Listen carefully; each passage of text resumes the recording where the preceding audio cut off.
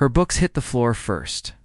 Then came the laughter, sharp, echoing off the hallway walls like glass breaking. Arielle froze. The new girl. The only black face in a sea of smirking strangers. Her notebooks scattered across the shiny tiles, papers fluttering like torn wings. One page landed near a sneaker that pressed down hard, crumpling her handwriting. "Oops," voice said, sweet but venomous. "Didn't see that there?" Arielle bent down quietly, her fingers trembling as she gathered her things. The laughter didn't stop. Phones were out now, recording, snapping, hashtagging humiliation. Smile, mismotivational. Another voice called, "Say something encouraging." Arielle's lips quivered. She wanted to. Words had always been her power. Keep shining. Stay kind. Never let them dim your light. That's what she posted every day. But right now her voice caught in her throat. The hallway felt longer. The world smaller than a sound, a deep, steady rhythm, boots clicking down the corridor. Not loud, but certain. Purposeful. A shadow appeared at the far end of the hall, tall and steady. The bullies didn't notice, too busy recording their latest cruelty. Arielle looked up, just for a second, her eyes catching a reflection in the window. Her father, Marcus. The man who trained soldiers to survive storms and silence fear. The man who taught her how to breathe through pain, how to fight without fists. He stood just outside the glass doors, hands behind his back, eyes calm, watching. He didn't move yet. He didn't have to, because Arielle wasn't done. Not yet. She straightened up slowly, her fingers brushing dust off her notebook. The laughter dimmed just slightly. Something in her eyes made it falter. "Y'all done?" she asked quietly. The tone caught them off guard, steady, almost peaceful. Somewhere deep in that stillness, a storm was waiting. And what those bullies didn't know was that the storm's name was Marcus. By the time lunch rolled around, the whispers had already found her name. Arielle Johnson, 16, transfer student from Atlanta. New to Crestwood High, a mostly white school tucked away in the quiet edges of Virginia, her mother used to call her light in sneakers, always moving, always glowing. Even now, sitting alone at the cafeteria's corner table, she carried that same quiet radiance. Her curls framed a thoughtful face. Her eyes, deep and warm, seemed to look past people, not through them. In front of her, a laptop screen glowed faintly. The page read, "Encourage Black Queens." It was her small motivational blog, part Instagram page, part online diary. Every morning before school, she posted something positive. A quote, a reflection, sometimes a prayer. Today's post read, "Your worth isn't defined by the noise around you. It's defined by the voice within you." Underneath, a few dozen hearts blinked red. Comments from girls she'd never met filled the screen. "Needed this today. Thank you, sis." "You don't know how much this means." Arielle smiled faintly. That was her world. Words that lifted, healed, stitched hope where life tore holes. But Crestwood High wasn't built for that kind of energy. Across the room, 3 girls sat at a crowded table. The Trinity, as the school called them. Olivia, the self-pointed queen bee. Madison, her echo. And Brooke, the silent enforcer. Their laughter was sharp and synchronized. Olivia nudged Brooke, nodding toward Arielle. "There's Miss Sunshine. What's she doing? Writing another one of her little therapy quotes." Brooke laughed. "Maybe she's telling her followers how to survive without friends." Madison joined in, filming a short clip on her phone. "Smile for the camera, queen," she said, tilting the phone just enough for Arielle to notice. Arielle looked up, calm. "You're really recording this?" Olivia smirked. "We're documenting positivity in the wild." Arielle didn't flinch. She shut her laptop softly. "Then I hope your followers find something good in it." Her voice was gentle, but her eyes didn't waver. Olivia paused, caught off guard by the calm. "What did you say?" "I said I hope they see something good." Brooke frowned. "She thinks she's deep." Olivia's lips curved into a grin. "Cute. You really think your words can change the world, don't you?" Arielle met her gaze. "Not the whole world, just mine. And maybe one person's day." There was no sarcasm in her tone, only sincerity. It was disarming, like sunlight in a storm. But sincerity made them uncomfortable. It was easier to mock what you didn't understand. Olivia rolled her eyes. Whatever, Miss Motivator. You'll learn. This isn't Instagram. This is real life. Arielle gathered her tray and stood. Then maybe real life needs a little kindness. The table went silent for a second. Not because they agreed, but because no one had ever told Olivia something she couldn't clap back at, as Arielle walked away. Olivia muttered under her breath, "We'll see how kind she is when she's eating lunch alone next week." That evening, the house smelled of grilled chicken and lemon pepper. Marcus Johnson stood by the stove, sleeves rolled up, flipping dinner like it was part of a mission. He wasn't a big man, but there was something about his presence, disciplined, measured. Calm that filled the room. Arielle dropped her backpack by the door and slumped into a chair. Long day? Marcus asked without turning, something like that. He glanced over. How's the new school? Arielle hesitated. Different. Marcus nodded slowly, still flipping the chicken. Different isn't always bad. It just... Loud. He smiled faintly. Loud's easy. Quiet's hard. Arielle gave a small laugh. You always sound like a fortune cookie. He chuckled. Navy habit. We learn to say a lot in few words. She leaned back, staring at the ceiling. Dad, what did you do when people tried to get to you? Marcus turned off the stove. In training or in life? Both, he sat across from her, folding his hands. In training, I listened. In life, I didn't. Arielle frowned. That doesn't make sense. He leaned forward. When you listen to enemies, you learn their rhythm. When you ignore their noise, you keep your peace. Power's not in rage, baby. Power's in peace. Arielle thought about that for a long moment.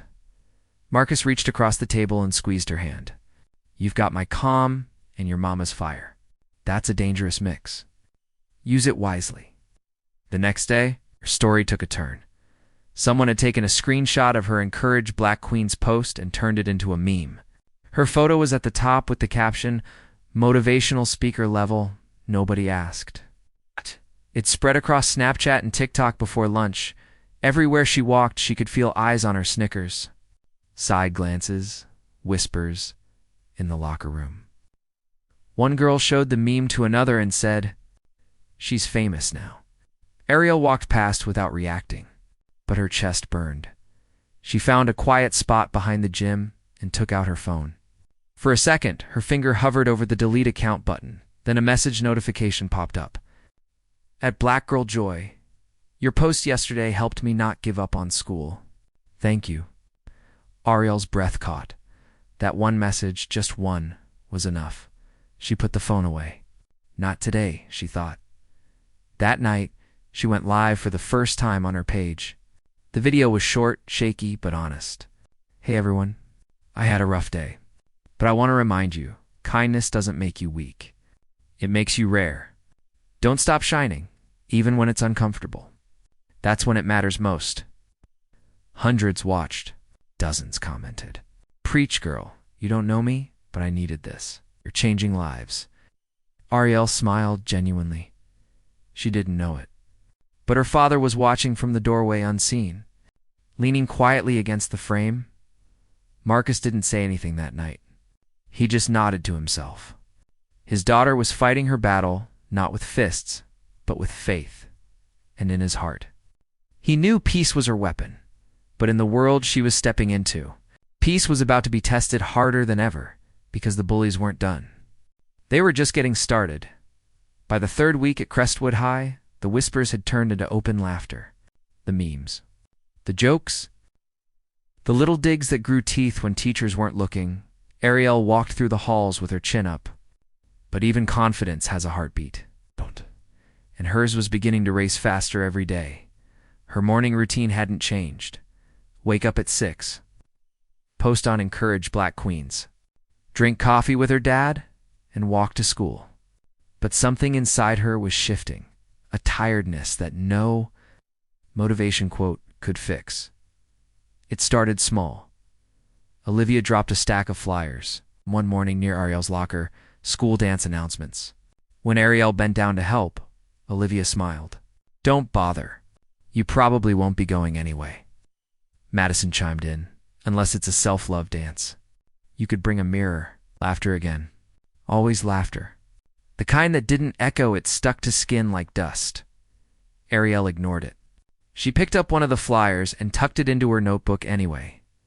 By lunch, another video surfaced online, a clip from that morning. Someone had edited her calm face into a sarcastic motivational meme. The caption read, "When you pretend not to care because your followers might." Hundreds of likes, dozens of laughing emojis. Arielle stared at the screen during lunch, her appetite gone. Brooke walked past her table, phone in hand, showing the post to Olivia. She's trending. Oh, hashtag Miss Motivator. Olivia smirked. Good. She wanted attention. Now she's got it. Arielle exhaled slowly, closed her laptop, and whispered, "Let them." But the quiet tremor in her hands betrayed her. That evening, Marcus noticed it. He was reading on the couch when Arielle came home, quieter than usual. "How was school?" he asked, eyes still on the page. She hesitated. Fine, he repeated, looking up now. That word never tells the truth. Arielle forced a smile. "Just tired." He nodded slowly. "Tired means you're fighting something." She didn't answer. Marcus set his book aside.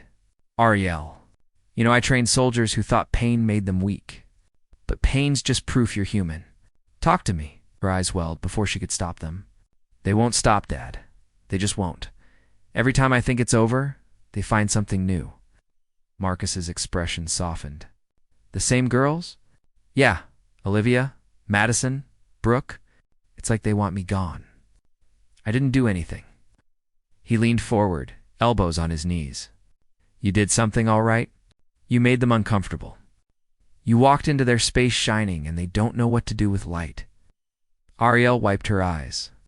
"I don't want to shine right now. I just want peace." "Peace isn't something you hide in," Marcus said quietly. "Peace is something you choose, even when the world's loud." Arielle stared at the floor. "You make it sound so easy," smiled faintly. "It's not, but neither is being my daughter." She laughed weakly, shaking her head. "You really think this will stop?" Marcus leaned back. "It'll stop when you decide what your response means. Do you want to win the fight or win yourself?" Arielle didn't answer, but she understood. The next morning, she walked into school with headphones on and her head held high. Her playlist wasn't music, it was her own voice notes, affirmations she'd recorded months ago. "You are not what they call you. You are what you answer to. Keep standing, even when it's shaking." She smiled at the sound of her own voice. It helped for a while, then came the breaking point. It was after gym class. She was alone, grabbing her bag from the locker room, when she heard voices behind her. Olivia, Madison, and Brooke, always together. Like a storm that didn't end, Olivia leaned against the lockers, arms crossed. "We saw your little video last night, Arielle. Talking about kindness again?" Arielle zipped her bag, trying to leave. "It's just something I do, right?" Olivia said. "You do kindness, like it's a brand." Madison giggled. "Maybe she's selling it. Self-love for sale." Arielle stopped, her patience thinning. "What do you want?" Olivia stepped closer. "I want you to stop pretending you're some kind of saint. Nobody here needs your quote, your little blog, or your fake smiles. You don't fit here." Arielle looked her dead in the eye. "I'm not here to fit. I'm here to learn." For a second, Olivia hesitated. But then she noticed Arielle's phone sitting on the bench unlocked, camera still open from filming a short reel earlier. She grabbed it. "Oh, maybe I'll post a quote for you." Arielle lunged forward. "Give it back, Olivia." Madison stepped in, laughing. "Relax, motivator. We're just helping your brand." Then it happened fast, too fast. Olivia waved the phone around, mocking her, then tossed it toward Brooke, who missed the catch. The phone hit the floor hard, screen first. A shattering crack echoed.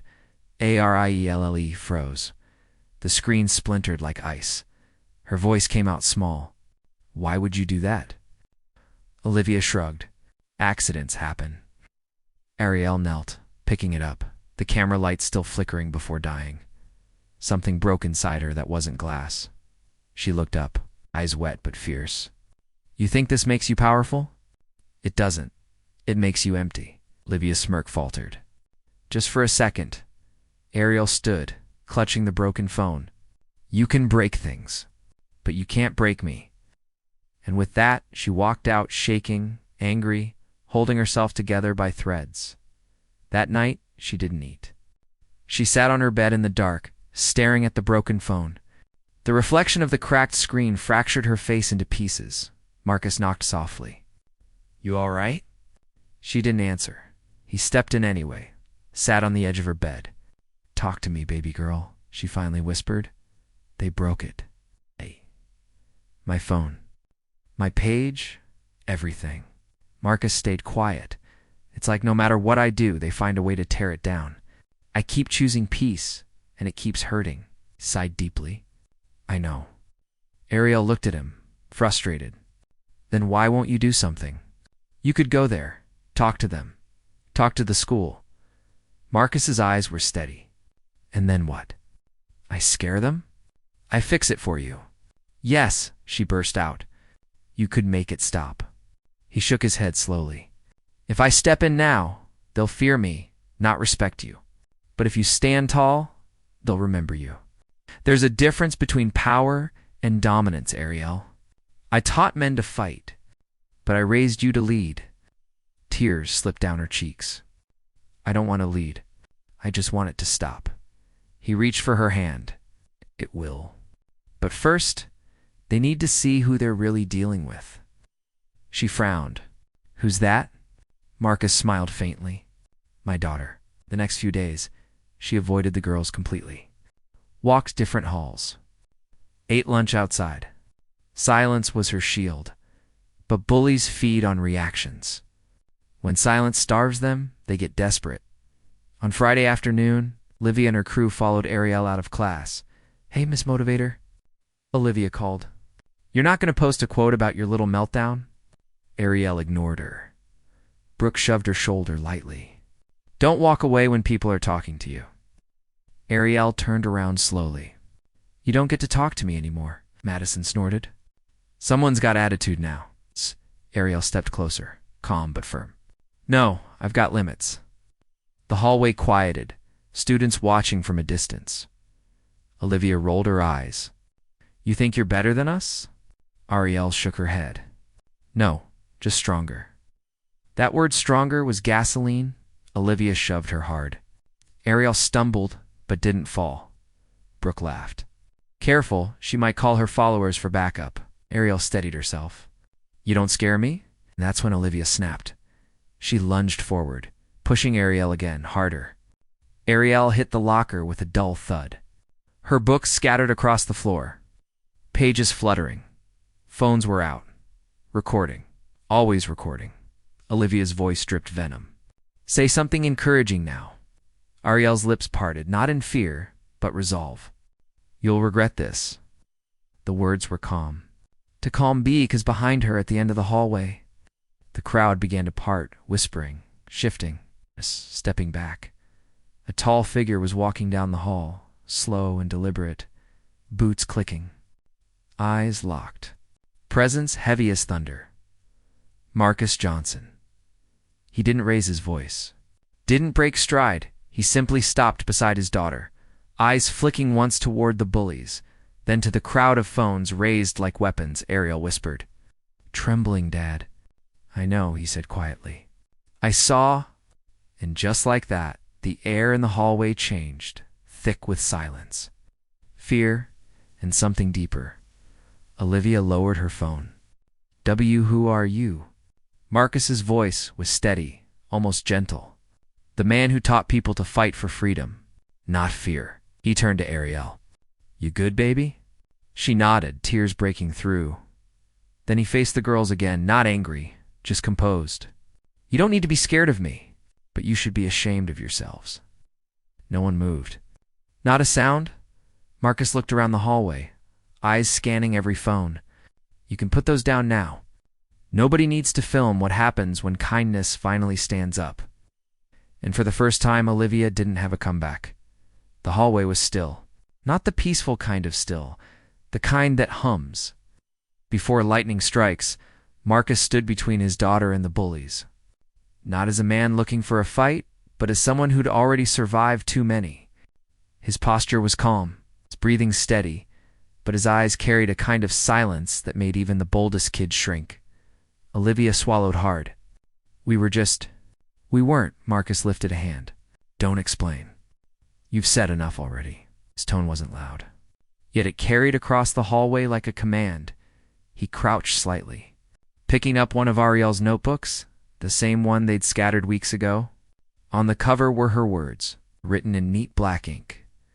Power is in peace. Marcus looked at it for a long moment, then back at them. You see this? He said softly. This is what you've been trying to destroy. Not her. Not a phone. But this. He tapped the word peace with his finger. Olivia blinked, confused. We didn't mean, Marcus interrupted. You didn't mean to, but you did. That's how cruelty works. Small acts that pile up until someone stops breathing right. Madison's phone trembled in her hand. She lowered it. For once, even Brooke's smirk faded. Arielle stood beside her father now, her shoulders back. Marcus turned slightly toward her. You okay, baby? She nodded. Yeah, I'm okay now. He smiled faintly, then faced the crowd again. You know, when I trained Navy SEALs, we taught them how to fight for people who couldn't fight for themselves. But we also taught them something harder, how to protect people, even when it's not easy. His gaze locked on Olivia. You've been training for cruelty. I've trained for peace. Let's see which one wins. He didn't move closer. Didn't threaten. He simply stood still, and somehow, that was worse. The principal's voice broke the silence from behind. Mr. Johnson, Principal Harding, mid-50s, rushed down the hallway, eyes darting from Marcus to the students. What's going on here? Marcus straightened. Just a lesson overdue, Harding frowned. Sir, I understand your concern, but this isn't... This is your concern, Marcus said evenly. You have students turning cruelty into sport, and you have a daughter who's been recording it. Harding froze. Recording? Marcus nodded toward Madison's phone. Check her gallery, or the school's social feed. You'll find everything you've ignored. Madison went pale. Olivia stammered. That's not fair. No, Marcus said, cutting her off again. What's not fair is watching someone with courage get crushed because other people think kindness is weakness. The principal looked at Arielle, his face softening. Is this true? Arielle hesitated. I didn't want to make trouble. Marcus turned to her gently. Telling the truth isn't making trouble, baby. It's cleaning it up. The principal sighed. Let's all go to my office. But before anyone could move, a voice echoed from down the hall. Deep, familiar, commanding. Marcus Johnson? Everyone turned. A man in a sharp business suit strode toward them, tall, salt and pepper hair, an expensive watch glinting under the fluorescent light. Marcus blinked, recognition dawning. Tom Walker. The man stopped a few feet away. I thought that was you, Marcus gave a half smile. Didn't expect to see you here? Principal Harding stepped in. You two know each other? Tom nodded. We served together. Iraq. 07. Arielle looked between them, confused. Marcus nodded once, quiet. Tom's expression shifted as he glanced at the girls, particularly one hiding behind Olivia. His face hardened. Brooke. Brooke froze. Dad. Marcus exhaled slowly. Tom looked at his daughter, then back at Marcus. Is she part of this? Marcus didn't answer, didn't have to. The silence said enough. Tom's jaw clenched. You're telling me my daughter bullied your daughter? Marcus shrugged slightly. They all did. Tom turned to Brooke, his voice low but sharp. You know what I went through over there? What he and I saw. We fought to protect people, not humiliate them. Is this what you learned from me? Brooke's eyes filled with tears. I didn't mean Tom cut her off. You did. You just didn't care who it hurt. He looked at Marcus, remorse heavy in his eyes. I'm sorry, man. I had no idea. Marcus nodded. You weren't supposed to. None of us are, until it's our kid being crushed under someone else's joke. Principal Harding cleared his throat. This needs to be addressed properly. All of it. Marcus stepped aside, placing a hand on Arielle's shoulder. That's what I came for. Not revenge. Accountability. Arielle's voice broke the silence. I don't want them expelled. I just want them to stop. Marcus smiled proudly at her restraint. That's my girl. Tom looked at his daughter. You're going to apologize to her, to the school, and to yourself, and you're going to do something that matters from now on. You understand me? Brooke nodded through tears. Olivia stood stiff, shame creeping in.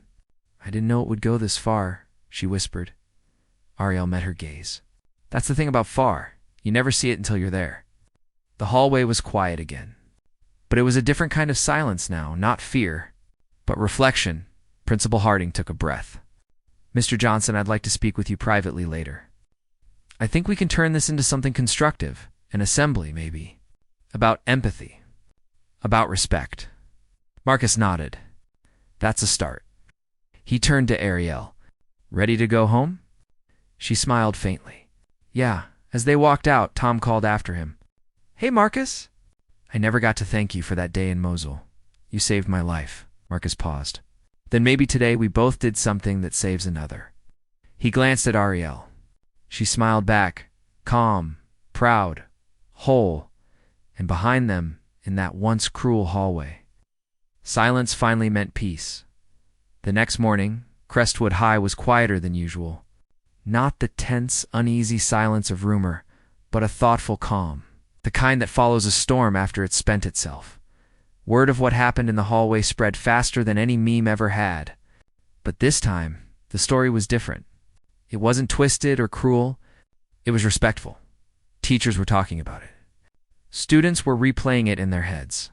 The image of a man standing beside his daughter, calm and unshaken, lingered like a lesson everyone had been waiting to learn. Arielle walked into school that day with her chin high, her curls glowing under the morning light. No whispers followed her this time.